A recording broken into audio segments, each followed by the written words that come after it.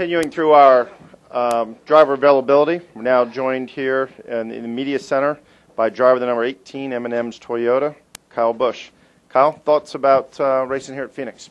It's looking forward to it. It's a good racetrack for me. It's coming back to the West Coast, kind of familiar territory. So I like coming to Phoenix and love the racetrack here. Brian and the guys do a great job of putting on a good show for us and putting on a good weekend. So, we got the truck here, we got the Nationwide car and the Cup car here. So it's going to be a fulfilled weekend and hopefully some good results that come of it. We'll go ahead and open up to questions from media. Again, it's courtesy, name and affiliation. Start back here in the back. Nicole Shoemate, PIR Pit Notes. Kyle, what do you feel is the most difficult aspect of racing at PIR, and how would you set up your car to go faster?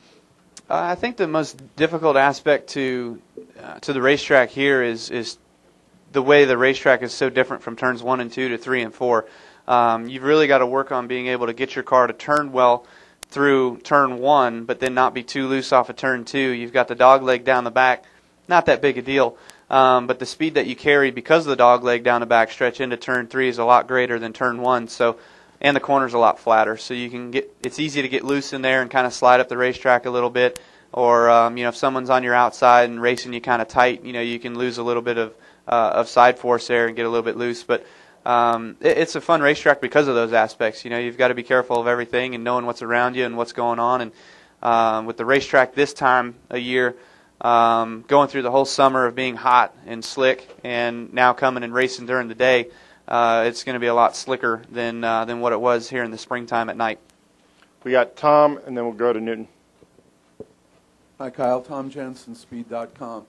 6 previous years of the chase, nobody's ever lost the lead with 2 races to go, even when it was 15, 20 points margin from first to second. Why is it so hard to make up ground late in the year, and you think it'll change this year? I'm not sure why it is, but maybe it's, sometimes we put too much pressure on ourselves to make up ground and we end up costing ourselves a little bit of ground. But I think Denny's done a wonderful job this year. He's obviously been on his game for a lot of it, winning 8 races this year and being able to come out and say that he was going to be tough to beat and to back his words up, So he's done a great job in that aspect. And with the way the 11 team's been running this year and the way that we've all been able to communicate and kind of help and seeing Joey really running well. I mean, the last 8, 10 races, Joey's been up there in the top 10 as well, too. We're fighting for top 5 finishes as well. So all of Joe Gibbs Racing is running really strong and, proud of the effort by everybody at the shop that's done such a great job for us to have great race cars throughout the chase. And, I didn't say it because I knew it was coming, but Denny's kind of said it through the year where, just wait till we get to the chase. We got some good stuff coming. And, by all he was right. But I kind of tried to keep it on the lowdown. But it's been good for us that Denny's leading the points. And, more power to them and the best of luck to those guys. And whatever we can do to help them, hopefully we can bring home a championship for JGR. Newt. Yeah, Kyle David Newton, ESPN.com. We're used to Denny saying stuff like you were just mentioning about beware when the chase starts, but Mike Ford we're not. And he kind of threw the gauntlet down last week after the race towards the 48 crew. Did that surprise you, and is that a good thing to be kind of throwing into the face of the 4-time defending champion this time of year?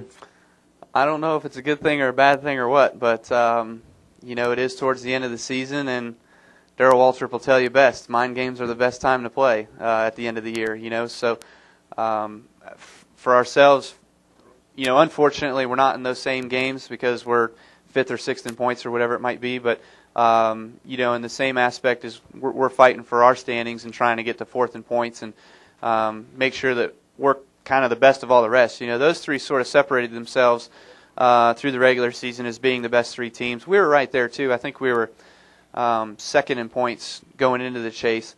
But then with the flip-flop of the chase and everything, we were right there at the beginning of the chase, but then we kind of had some bad luck there in California, blowing an engine and stuff that kind of set us back. But, if it weren't for some of our poor finishes, maybe we'd be right there too.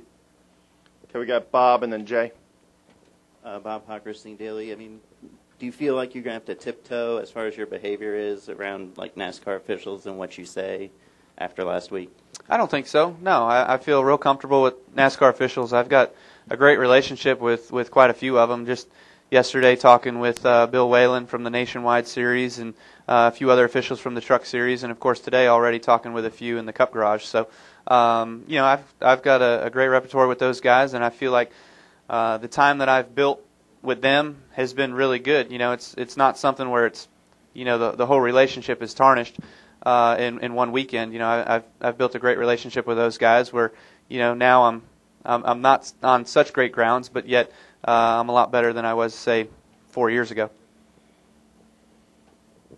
Jay Hart, Yahoo Sports. Did you, I assume you had a meeting or a talk with JD or Joe this week, and if so, what was said in it?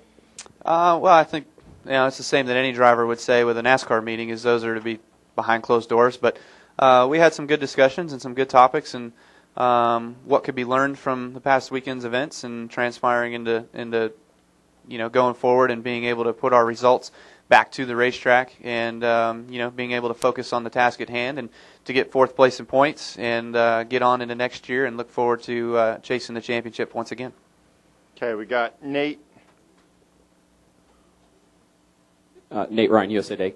Kyle, there was a report this week that Tony Kanaan might be up for possibly driving one of your trucks next year. Can you just fill us in on that? Is it true? And how did you? I think people were kind of caught off guard. He's IndyCar, you're NASCAR. How did you guys develop a relationship? Actually, Tony and I, we've got a really good relationship. We don't hang out a whole lot, obviously, but with our different backgrounds, the way they are. But we're good friends when we go to events and functions that we have, being with Mars and everything. And him being with 7-Eleven, actually, Snickers was one of his sponsors, and so we did the same events together sometimes, and we'd talk behind the scenes and hang out and have good conversations, and we're friends. But conversations, I've had a conversation with Tony about it and whether he's interested or not. He's yet to kind of come back to me with anything, but I told him that with Toyota's support and with the support of the Truck Series, I think it'd be kind of fun to see him. We've seen it with Danica. We've seen it with Dario. Some of those guys have come over and given it a try. But, I feel like it's no different than a young driver. Tony Kanaan, having all the experience he has of going 230 miles an hour or whatever it is in IRL, can come to NASCAR, but yet start small. Start in a Truck Series. Start with a good team. Start where you can do some testing. We can't test at racetracks we race at, but we can go other places that like Gateway's now off the schedule, and a couple other places we go to. But anyways, test him a little bit, get his feet wet, get him in some good equipment, go out there and run some races and get some experience maybe next year, and maybe 2012 go on in a full year. That's kind of what I explained to him. So whether or not he wants to do that or venture down this pathway, I respect his decision. Obviously, I think to stay in the IRL, that's where he's made his bread and butter. And that's where he's really good at. So if that's where he decides to stay, that's good for him.